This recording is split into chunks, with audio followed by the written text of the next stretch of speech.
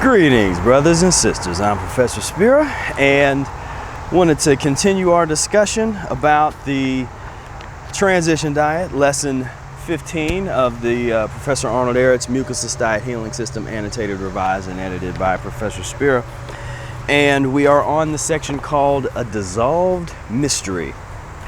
The reason doctors and even naturopaths in general, as well as the lay person, do not believe in a fruit diet or mucusless diet is simply this. Whoever experiments without experience with this diet of healing, whether sick or well, loses their faith immediately as soon as they experience a crisis and become what they believe to be seriously ill. That is to say, a day on which a great amount of dissolved waste, debris, mucus, and other poisons are taken back into the circulation. A day of great elimination. This produces at the same time a strong, almost irresistible craving for wrong foods. And strange as it may seem, the patient most strongly craves for the wrong food which was once his or her favorite. This is explained by the fact that nature is eliminating through the circulation the waste of these foods, and it is when they are in the circulation, the craving and desire is naturally enough produced. So, right here, I mean, post this up someplace on some walls. There's an entire YouTube or Facebook channel dedicated to not having read this paragraph and understood much of what's in this book. You know, of course, that something else, we won't get into that. But the reason people don't believe that fruit diet or mucusless diet is a good thing is because whoever experiments without experience with a diet of healing, whether sick or well, loses their faith immediately as soon as they experience a crisis and become what they believe to be seriously ill. You know, all of the people that are using this kind of mentality of where they're trying to eat all fruit and they're trying to heal themselves, and there's this idea of, well, you just got to dig deeper. You just got to keep going. Don't stop. Eat more, keep going fruit, eat less, fast more. You gotta water fast, you gotta dry fast. Like, you're in your head again. Scrap, just no, we're not. If you want to do the mucusless diet or you want to deal with this thing, like here, this is the manual. This is what you want to look at, and Ehret is so clear on this. We're going through this, but it's like, I feel like I've been through this a lot and people are still not getting it. So if you still think like, well, I gotta be all fruit, or, I just gotta fast harder. Look at how systematic and how gradual this thing can be. We can be much more gradual. Now, if you are physiological genius, or you're just, everything is popping and you're able to advance, everybody's gonna advance at a different pace. This is not a race. And those that are able to have a certain amount of longevity, take it easy. Brother Ehret took it easy in the first years. He wasn't doing all that fasting and all the stuff that he's talking about that he does now in the early days. And so this is such an important point. Next paragraph. This then is why it is of extreme importance that every meal of a diet of healing and cleansing must leave the body as soon as possible, being mixed with the loosened and dissolved poisons they cause these uncomfortable conditions, a fact that has never before been perfectly understood or explained. So the whole point of this is the fruit, if you depending on what part of the system you're into, the fruit loosens up the waste. So if you're having fruit in the afternoon, you're kind of loosening things up, then your vegetable meal in the evening acts as a broom and gets rid of stuff. Now, if you flip it around, it's the same thing. It's just the degree to which things are aggressive is a little different. So if you have the vegetable meal early on with the fruit meal in the evening, or yet another option, have a fruit course wait 15 minutes, have the vegetable course within the same meal. So, got a lot of options. The fun, I mean, to me, the fun and the beauty of the Mucusless Diet Healing System is experimenting. The experimenting with all of these different possibilities and things that you can do in order to transition and find what really works for you. You have to find what it is that works best for you and your physiology. This certain foods prove more laxative under certain conditions. Therefore, eat the foods that you have personally found to be the most laxative in your own body. If you do not experience a regular bowel movement before retiring, always help with an enema, a laxative, or both. A natural laxative that helps, which you will undoubtedly find very efficient, is eating a few dried prunes before the other fruits are taken. So this, again, there's been some controversy. There's always been controversy with the enemas and the enema discussions.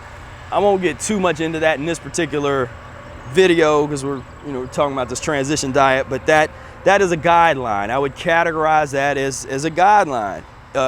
First and foremost, find what foods are most laxative to you, what foods leave your body the best and you feel are most laxative. Second, if you don't have a regular bowel movement, as a guideline, before you go to bed, you would want to do an enema. Now I would say that's a loose guideline because there's different things going on. The enema discussion, that's going to be a whole other video. We really get into that. But the main answer to that is it depends. Like everything else, the enema situation, it depends.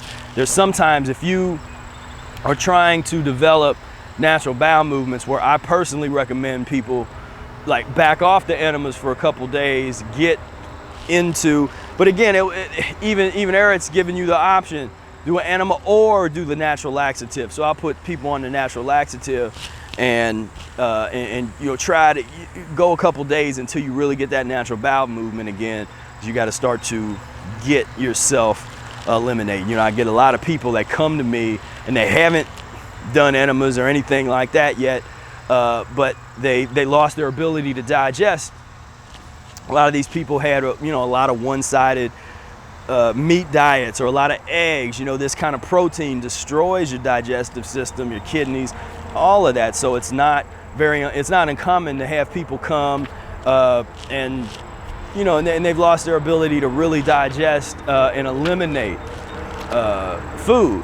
And so that's just sort of a common thing that a lot of people are dealing with right now that I'm seeing. Then on top of that, then you get with the raw foodist and they start giving you the probiotics and all that and say, well, do whatever you need to do as long as you stay raw. Well, I've worked with a lot of people that, say a lot, but I've worked with several people that came from that probiotic thing and totally lost their ability to digest, and they were trying to be raw. I had to back them up. I did this. I took them back into stewed fruits, cooked vegetables, combined with some raw. But to get that transition, be less aggressive, stewed fruits, eliminates like a dream in a decent body, and can eliminate well in a body that has a compromised digestive system. But again, you have to find, there is no one magic combination for each person that works for everybody. You have to experiment with different fruits, different vegetables, different combinations, and find what really works for you.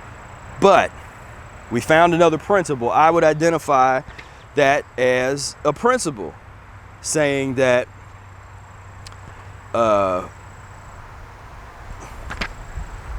this is why it is of extreme importance that every meal of a diet of healing and cleansing must leave the body as soon as possible. Now, when we say as soon as possible, we're not meaning like it's not supposed to go right through you. Like 10 minutes, you eat something and then 10 minutes later what you just ate came. That's not what we're talking about. or even hours. Again, this is even a bit relative, but the principle is what you want to keep in mind. The extreme is you don't want to eat something and then it takes you 5 or 6 days before you're seeing that thing come out, because that means you're really backed up. 32 feet of impacted intestines, really backed up. So still, it's relative depending on what is going on for your particular body. I don't think there's no one rule, because some people, and even in mainstream circles, they'll have a sort of rule of how long it should take for you to have a bowel movement or get rid of something. And I'm saying that even can change over time. And there really is no one rule, because each person's body is different. Each person's level of constipation is different, or maybe they've cleansed, or maybe they've used probiotics or whatever. There's so many variations that we really can't say that. But the principle is that you should be digesting the food well. It should be going through you and having the natural bowel movements. Then if you're using enemas, you use that to kind of get that sticky stuff out of there, the sticky residue, that kind of thing. So we'll get more into that a little later on.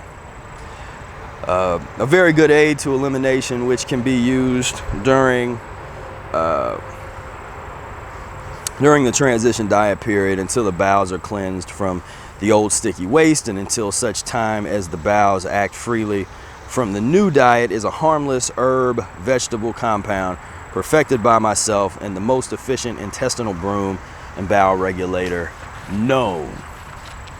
And that is where Ehret talks about his formula for the Ehret's intestinal broom.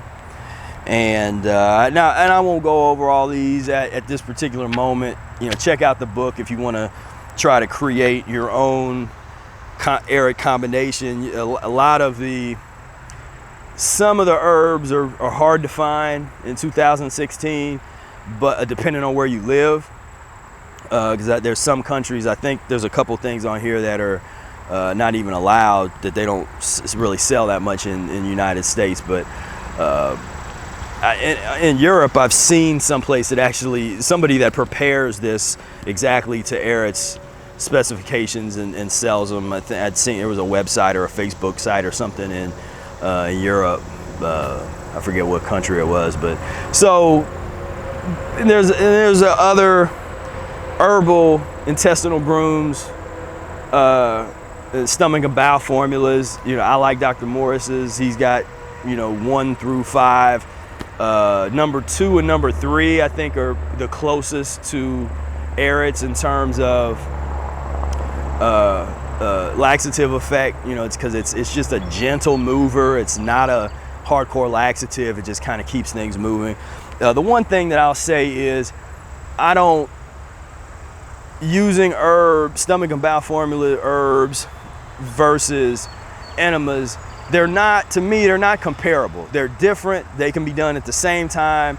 They can be done, one or the other, but one doesn't replace the other. And so that's something, again, we'll kind of get more into that in another date.